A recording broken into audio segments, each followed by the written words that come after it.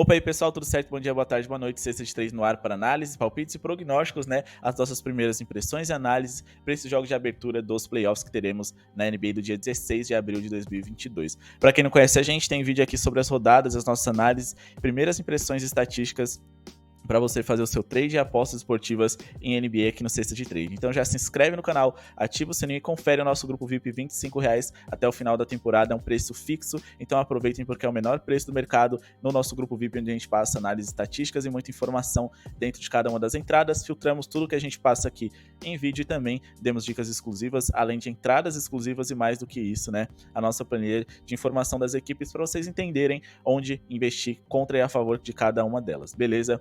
Então bora aqui pro nosso primeiro jogo, Dallas Mavericks e Utah Jazz, mas já deixa o seu like, a meta de 150 likes, lembrando que a gente vem no nosso grupo VIP aí, né, de 100% de acertos nos handicaps positivos e negativos de quem venceria os jogos lá, né, do play-in.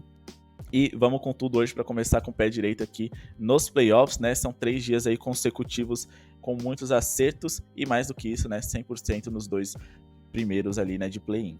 Vamos aqui pro Dallas Mavericks e Utah Jazz. Temos aqui o Dallas Mavericks jogando em casa, mas sem o Luka Doncic é difícil a gente encontrar uma equipe na NBA, ainda mais esses playoffs, tão dependente de um jogador só. É quem puxa a marcação, é quem pontua e quem dá assistência para os seus jogadores, quem encontra o espaço. E isso seria muito importante, porque o Dallas Mavericks tem grandes arremessadores de bolas triplas contra o Utah Jazz, que tem dificuldade de defender o perímetro. Mas o Utah Jazz, que se em algum momento foi um dos grandes favoritos ao título, principalmente da Conferência Oeste, hoje eles perderam muita força. Porém, o Dallas Mavericks nunca foi visto como um favorito para coisa nenhuma, né? É um técnico novo que chegou nessa temporada e que surpreendeu com a extrema qualidade ofensiva e defensiva que ele mostrou dentro do Dallas Mavericks como treinador. Mas acima de tudo, se o Utah Jazz quer se recuperar, mostrar que ainda é um time para ser campeão e que vem completo, eles precisam vencer algum jogo fora de casa. Então eles não podem perder a oportunidade de vencer o Dallas Mavericks sem seu principal jogador. É uma equipe muito agressiva e ofensiva, enquanto que o Dallas é uma equipe muito forte defensivamente. Mas eu acho que o Dallas Mavericks vai ter dificuldade de acompanhar a pegada do Utah Jazz, que ofensivamente tem o melhor offensive rating da liga, né? É a equipe ofensivamente mais eficiente da NBA, e o Dallas Mavericks, se nunca foi uma equipe que pontuou muito bem em alto volume, é uma equipe que defensivamente recentemente deixou a desejar. Então a gente tem seu principal jogador de fora, seu principal pilar, que é o defensivo, como decepcionante recentemente, sofrendo 120 pontos para o San Antonio Spurs, sofrendo 113 para o Detroit Pistons, 112 para o Milwaukee Bucks, aí ok, mas 135 para o Washington Wizards. É algo preocupante, né? E o último encontro dessas equipes, o Dallas Mavericks, se saiu vencedor com 14 pontos de diferença. A gente de fato tinha o Utah Jazz vivendo uma crise muito grande, com dificuldade de pontuar contra o Dallas Mavericks, mas a gente precisa entender que é outro cenário. É um cenário sem o Luka Doncic e que faz muita falta. Então vamos aqui de vitória com 3 pontos de diferença para o Utah Jazz, ou seja, handicap de menos 2.5. Eles precisam de vencer por 3 pontos de diferença ou mais para a gente garantir o nosso green. É uma equipe ofensivamente mais saudável, defensivamente também consegue fazer bons jogos e tem ali o Rudy Gobert, né, um jogador muito alto e forte fisicamente, que é uma fraqueza que o Dallas Mavericks tem, que é recuperar rebotes ofensivos e defensivos, e o Rudy Gobert é um dos melhores que a gente tem na liga nesse quesito, deve ser dominante nos 4 encontros contra o Dallas nessa temporada. Ele teve duplo-duplo em todas as partidas e deve ser muito influente hoje. Quando a gente pega essas equipes se encarando, né, nessa temporada, nos 4 jogos que tivemos um 2-2, com o mando de quadra fazendo total diferença. Mas como eu disse, com o Luka Doncic também fazendo total diferença. Sem ele, o Dallas Mavericks não tem um pontuador confiável e você tem que enfrentar o Utah Jazz ali com Bogdanovic, com Rudy Gobert e Donovan Mitchell, que podem pontuar de vários setores da quadra, pode ser um problema. Então vamos nessa vitória do Utah. E caso vocês queiram investir aqui, né, em pontuação, eu acho que é um mercado complicado hoje, né? Porque o Dallas Mavericks de fato defensivamente vem muito bem e o Utah Jazz volta e meia acaba decepcionando. E sem o Luka Doncic, o Dallas não tem muito poder de fogo não. Mas a linha tá bem baixa, dá pra gente acreditar. Até porque o Utah Jazz precisa ser agressivo nesse jogo de abertura, né? E mais do que isso, o Dallas Mavericks também sabe que precisa se expor um pouquinho mais coletivamente, ofensivamente, porque não dá para eles ficarem jogando a bola no Luka para ele resolver tudo sozinho. Então vamos de acima de 203.5 pontos. Não acho que vai ser um jogo extremamente bem pontuado, mas é uma linha muito baixa e que dá pra gente explorar. Depois teremos Memphis Grizzlies e Minnesota Timberwolves. Temos o Memphis Grizzlies jogando em casa, extremamente saudável, com uma escalação invejável, com banco de reservas também, e com vários jogadores que são defensores de altíssimo nível na sua escalação titular, contra o Minnesota que defende muito mal.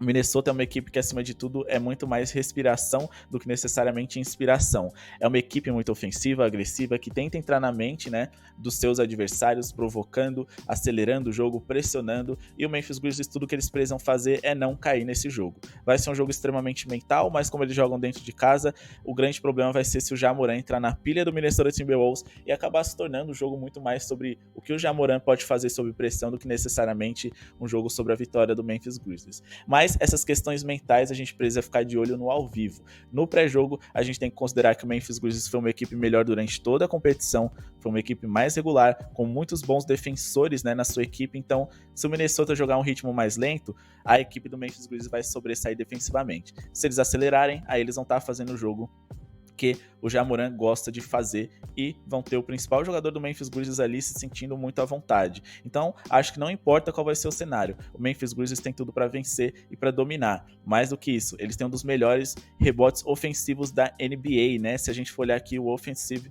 rebound deles aqui, né, é o primeiro da liga, enquanto que o rebote defensivo aqui, né, do Minnesota Timberwolves deixou um pouquinho a desejar, é o terceiro pior. Então pode ser que o rebote ofensivo faça a diferença e que o Memphis Grizzlies pontue em segundas chances, ou seja, quando seus companheiros errarem arremessos, Steven Adams, Jaren Jackson e o próprio Ja Morant podem corrigir e pontuar a ponto do Memphis Grizzlies abrir uma vantagem no placar. O Minnesota foi muito bem contra o Los Angeles Clippers, mas eles foram dominados na maior parte do tempo. Foi um jogo de superação, mas que a médio e longo prazo não é uma boa ideia de se fazer. Então, entre menos 2,5 pontos e menos 4,5 pontos, eu considero interessante para o Memphis. Em relação à pontuação, é um jogo delicado, mas que acho que dá para a gente trabalhar em abaixo dele, porque a linha tá muito esticada, né? Vamos aqui de abaixo de 242,5 pontos, até porque se a gente for pegar os últimos encontros dessas equipes, por mais que eles tenham características pontuadoras, gostam de atacar gastando pouco relógio, 242 é uma linha muito alta. Mas um deles foi porque foi na prorrogação e o outro deles foi por muito pouco. Quando a gente fala de playoff, é diferente o ritmo, você precisa cadenciar, pensar, tomar melhor as suas decisões, né? E mais do que isso, apertar ao máximo a defesa. Defesas ganham campeonatos e o Memphis Grizzlies tem tudo para individualmente mostrar o desempenho de uma das melhores defesas da liga e pelo menos segurar seus adversários abaixo de 115 pontos, o suficiente ali, né, para não ultrapassar esses 242, até porque eu não consigo imaginar ali, né, o Memphis Grizzlies pontuando muito perto ali dos 130 pontos não, beleza? Então acho que é uma linha que dá pra gente explorar, vai ser no limite, pode ser que seja, né, mas acima de tudo é uma linha muito alta para um jogo de playoff.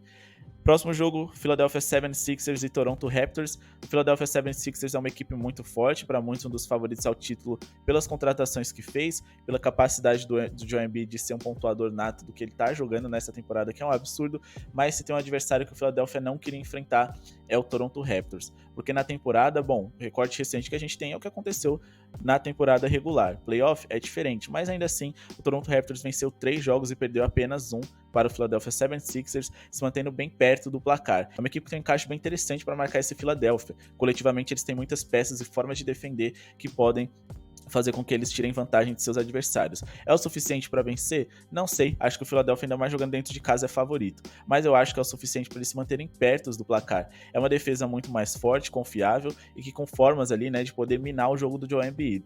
Ofensivamente, na rotação, o Toronto não tem grandes peças, mas o Philadelphia é uma equipe que acaba jogando muito mal quando o Embiid para descansar. É um jogador muito forte e alto fisicamente. Por mais que ele seja excelente, né, e que ele esteja inspirado, ele não consegue jogar tantos minutos assim, né, quanto grandes estrelas da NBA moderna conseguem para um jogo de playoff. Ele precisa ser descansado, ainda mais se quiserem que ele seja decisivo, né, nos minutos finais. Então, essa ausência dele pode permitir que o Toronto Raptors se aproxime no placar. É uma equipe um pouco mais leve, é uma equipe bem alta também ali no garrafão, né? Mas ainda assim são jogadores magros e que conseguem sair do garrafão para poder arremessar de 3 e não enfrentar tantos problemas ali defensivos ao ter que encarar a potência física que é o camaronês Joel Embiid. Então, acho que com tudo isso, eles conseguem se manter perto do placar. Vou de mais 8.5, lembrando que essa linha teria batido em todos os jogos. O Toronto que eles se enfrentaram, né? O Toronto Raptors era não favorito em cada um deles, né, e venceu a maioria. Sei que eles estão jogando fora de casa e tudo mais, e sei que o James Harden talvez ative o seu modo agressivo ofensivamente falando daqui pra frente, mas já deveria ter acontecido na reta final da temporada e ele não conseguiu. Ele segue jogando muito bem, mas ele ainda não é aquela potência ofensiva que ataca a cesta como ele foi na época de Houston Rockets. Isso pode também fazer a diferença hoje. Tyrese Maxey não tá estreando também, né, em um playoff, mas ele ainda é um jogador experiente e que tem pouca rodagem nesse estilo de jogo. E o Toronto Raptors é a equipe que o Philadelphia não gostaria de enfrentar nesse momento da competição. Em relação à pontuação para essa partida aqui, né, vamos dar uma olhada no histórico recente. A gente teve aqui, né, alguns jogos under, alguns jogos over, mas a gente tem que se balizar de acordo com as linhas que o mercado oferece pra gente. Acho que por ser um jogo ali, né, de abertura, digamos assim, pode ser que as equipes sejam um pouquinho mais, se exponham um pouquinho mais, estudem um pouco mais, testem algumas coisas, mas ainda assim explorem algumas fraquezas ainda não corrigidas defensivas de um adversário ou de outro. Acima de tudo, né, o James Harden defensivamente que acaba deixando a desejar. Então acho que acima de 210,5 pontos pode ser interessante, também vai ser no limite, não é uma entrada extremamente confiável, mas é o que a gente tem de melhor para pontos hoje, porque eu gostaria de trabalhar com o under, mas as linhas do mercado estão bem baixas, tá? Então acho que faz muito mais sentido esse acima de pra gente trabalhar aqui, confiando que o Philadelphia pode chegar em 105 a 110 pontos se eles forem agressivos, como se espera deles com o Embiid e com James Harden, beleza? Então, acima de 210 pontos é a minha entrada preferida para pontos desse jogo aqui. Antes da gente partir para Golden State Warriors e Denver Nuggets, pessoal, se inscrevam no canal, deixem seu like, ativem o sininho de notificações e também, né, confere lá o nosso grupo VIP, lembrando que a gente vem desempenho incrível lá, né, no nosso grupo VIP, muito green, foi green para todo lado, né, durante o play-in. Fomos muito eficientes e acabamos acertando praticamente todas as equipes que queriam passar, ou então a única equipe que perdeu, no caso ali, né, o LA Clippers, mas conseguindo cobrir o seu handicap positivo, sendo bem lucrativos durante toda essa série de play-in. Vamos começar com o pé direito nesses playoffs, né, mas lembrando também, né, que mais do que isso a gente passa muito conteúdo e informação para vocês e filtramos as nossas entradas preferidas no grupo VIP mais barato e completo que vocês vão encontrar. Golden State Warriors e Denver Nuggets, a gente foi extremamente lucrativo ao investir no Denver Nuggets durante a temporada regular. Porque quando a gente fala de estatura, né, e fisicalidade dessa equipe de Nikola Jokic e companhia, a gente tá falando de algo que o Golden State Warriors não tem. Eles são populares por jogarem numa formação muito baixa. Então acho que eles possam ter alguma dificuldade de segurar o Jokic como tiveram durante toda a temporada. Foram 4 encontros com 3 vitórias do Denver Nuggets, sendo 2 fora de casa, né? O Golden State Warriors venceu o jogo mais recente que as equipes tiveram. E mais do que qualquer coisa, foi um jogo em que o Stephen Curry pontuou muito bem. Stephen Curry que deve estar de volta hoje. Mas como eu acredito que ele ainda está um pouco sem ritmo, e mais do que isso, durante a temporada, no geral, ele deixou um pouco a desejar dentro daquilo que a gente sabe que ele pode jogar. Acho que sem ritmo, ele pode minimamente não ser bom o suficiente hoje contra o Denver Nuggets, ou mesmo que ele não seja, seus companheiros não serem para um jogo de abertura. Acho que ali a partir do segundo, terceiro jogo ele vai pegar o ritmo, vai esquentar e mais do que isso o Golden State Warriors deve se classificar. Mas acho que para essa primeira partida um handicap positivo do lado do Denver Nuggets me parece bem interessante, ou seja, eles vão poder perder até por X pontos de diferença que não tem problema nenhum, ou vencer a partida que a gente vai ser lucrativo. Vamos colocar aqui, né, um mais 9.5 para eles ou até mais 10.5, por mais que o odds esteja melhor, é mais seguro, eles podem até perder por 10 pontos de diferença ou menos, ou vencer a partida que a gente garante o nosso green. Porque eles não podem perder por 11 ou mais, e acho que como eles não têm como minar muito o Nikola Jokic, porque fisicamente ele é muito alto e dominante contra uma formação baixa do Golden State Warriors, acho que o Golden State Warriors vai ter algumas dificuldades aqui. Obviamente eles têm um dos melhores técnicos da liga, que vai bolar algo para poder minar o Nikola Jokic, até porque o Golden State Warriors sempre foi baixo, mas como eles resolviam esse problema? É simples, evitando que a bola chegue até o Nikola Jokic, e se a bola não chegar, eles não vão ter como produzir, mas eu acho que é um trabalho muito complicado e difícil, que vai ser aperfeiçoado com o decorrer da série. Num primeiro momento, acho que o Nikola Jokic consegue jogar e jogar bem contra seus adversários, e principalmente, né, caso a bola não comece a chegar nele, ele tem alguma dificuldade porque por um acaso o Golden State Warriors conseguiu achar uma solução, o Nikola Jokic vai ter que sair bastante do garrafão para armar o jogo. Ou seja, o Denver vai fugir de suas características e vai ter dificuldade de pontuar contra o Golden State Warriors, que é uma das melhores defesas da liga. Mas tem um porém. Quando a gente fala de Golden State Warriors e Denver Nuggets, estamos falando de duas das melhores eficiências ofensivas da liga. Ou seja, cada vez que eles chegam ao ataque, né, a porcentagem de acerto nos seus arremessos é gigantesca. Então, é um jogo que tem muito para ser over aqui. Se ele for under, não vai me surpreender, porque como eu disse, a gente tá falando de uma ótima defesa do Golden State Warriors, mas o Denver Nuggets defensivamente não é nenhuma equipe excelente não, tem dificuldade de marcar armadores, né, porque na rotação ali com Austin Rivers, ou quando era com o Campazzo, eles acabam sofrendo muito com armadores adversários, e quando o armador adversário é o Klay Thompson, o Stephen Curry, a tendência é que muitos pontos sejam produzidos. Mais do que isso, o Golden State Warriors vai explorar bastante a bola de 3, porque não adianta eles ficarem filtrando ali, né, contra o Aaron Gordon, que consegue acompanhar muito bem do perímetro pro aro, contra o Nikola Jokic, que é muito grande, né, e muito dominante ali no garrafão, ou contra o DeMarcus Cousins na rotação. Não, eles vão explorar bastante as bolas triplas, e se eles estiverem quentes ali, a tendência é que eles estejam dentro de casa em um jogo de playoff, muitas bolas vão cair e a linha de pontos vai esticar. O Denver Nuggets não fica muito atrás não, como eu disse. Eles vão ter facilidade para poder converter alguns pontos, por conta da sua estatura e por conta do Nikola Jokic, para muitos o melhor jogador dessa temporada. Então, a gente tem muitos fatores aqui, né, que contribuem para um jogo bem pontuado. Eles vão minar o Nikola Jokic? Vão minar, mas vai ser o suficiente? Acho que não. Então, acho que acima de 215,5 pontos é interessante, sendo jogável até 219,5 no máximo. Eu vou ficar com a linha um pouco mais segura, né, para essa partida aqui, porque como eu disse, Golden State Warriors é uma das melhores defesas da liga. Não me surpreenderia se o Denver Nuggets pontuasse muito mal e essa linha não chegasse a 215,5 pontos. Os últimos 3 jogos que as equipes tiveram aí, né, 2 ultrapassaram essa linha e um ficou por apenas 1 ponto ali no detalhe. Como eu digo, a defesa aperta nos playoffs, mas ainda assim a tendência é que a eficiência ofensiva dessas duas equipes prevaleça, beleza? Até porque o Denver Nuggets dificilmente vai fazer um quarto de 18 pontos aqui mais uma vez. Bom, pessoal, esse foi o vídeo de hoje, espero que tenham gostado. Se inscrevam no canal, deixa seu like, ativa o sininho de notificações, confiram lá, né, o nosso grupo VIP, quem sabe a gente passa algumas entradas ali de longo prazo, de classificação das equipes e muito mais, além de entradas exclusivas para os jogos de hoje e para os jogos de amanhã também, beleza? Desde já quero agradecer a sua audiência, muito obrigado de coração e falou!